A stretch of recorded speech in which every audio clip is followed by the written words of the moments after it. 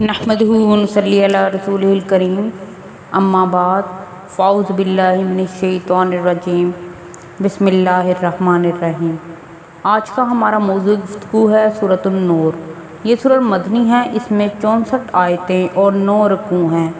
اس سورۃ کا نام النور ہے، جو اس سورۃ کی آیت نمبر 35 اللہ نور السماوات والارض سے ماخوذ ہے۔ سابقہ سورۃ کے شروع میں مومنین کے اوصاف اور ایمان کے شعبوں کا ذکر فرمایا، جن میں والذین ھم لفروجہم حافظون سے شعبہ عفت و پاک دامنی کا ذکر فرمایا، جو ایمان کا ایک عظیم شعبہ ہے، اور اس کے ساتھ فرمایا تھا فمن ابتغی وراء ذلک فاولئک ھم العادون، جس میں اشارہ اس طرف تھا جو اپنی منکوحہ یا کنیز پر قناعت نہ کرے وہ حدود الہی سے تجاوز کرنے والوں میں سے ہے۔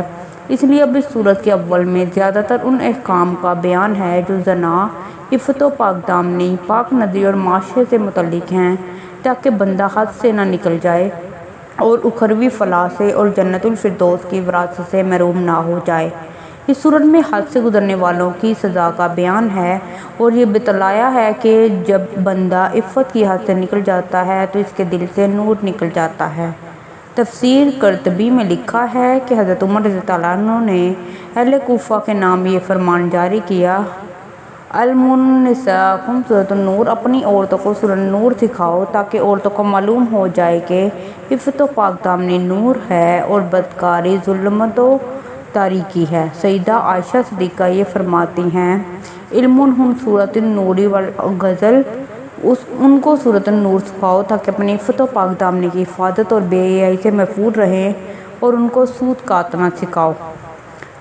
مہربانی کر کے اس چینل کو سبسکرائب کریں اور ساتھ لگے بیل آئیکن کو دبائیں تاکہ ہر نئی ویڈیو آپ کو سب سے پہلے بھی دیکھنے کو ملے، اور سبسکرائب کرنا بالکل فری ہے۔ گرامر کے لیے اس بات پر تو سب کو اتفاق ہے کہ ویڈیو کو شیئر کریں اور لائک کریں۔ غزوہ بنی مصطلق کے بعد پیش آیا اور اس سورت کا نزول اس واقعے کے بعد ہوا، لیکن اس میں اختلاف ہے کہ غزوہ بنی مصطلق کس سن میں ہوا۔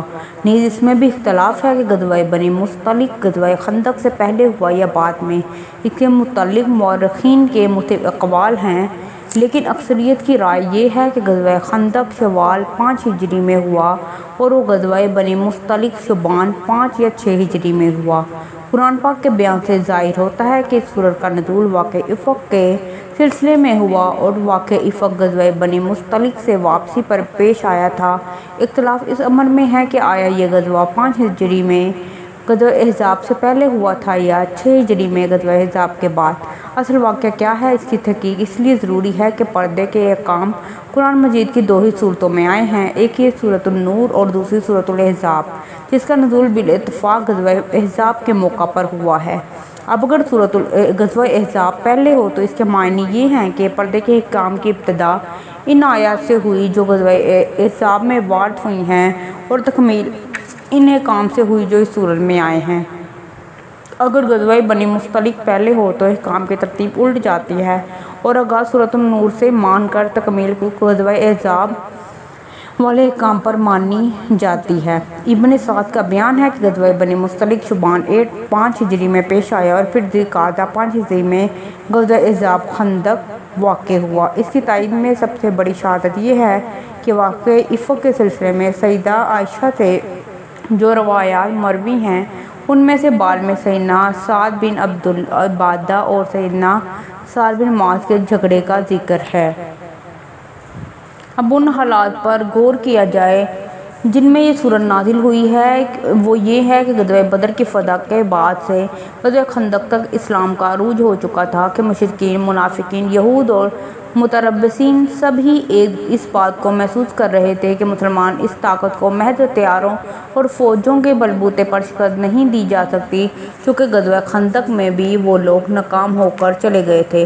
تو ان کے جاتے ہی نبی کریم صلی اللہ علیہ وآلہ وسلم نے علی اعلان فرمایا، اس سال کے بعد قریش تم پر چڑھائی نہیں کریں گے بلکہ تم ان پر چڑھائی کرو گے۔ اب کمینہ کثرت لوگوں کو فکر لاحق تھی اسلام کے عروج کی، تو انہوں نے سوچا کہ مسلمان کے اوپر خوب گندگی اچھالیں تاکہ دنیا کو اسلام کی خوبیاں اور مسلمان کی خوبیاں بے داغ نظر نہ آئیں۔ چنانچہ انہوں نے جنگی کارروائیوں سے نظر ہٹا کر رضیلانہ حملوں اور داخلی فتنہ انگیزیوں کی طرف پھیر دیا۔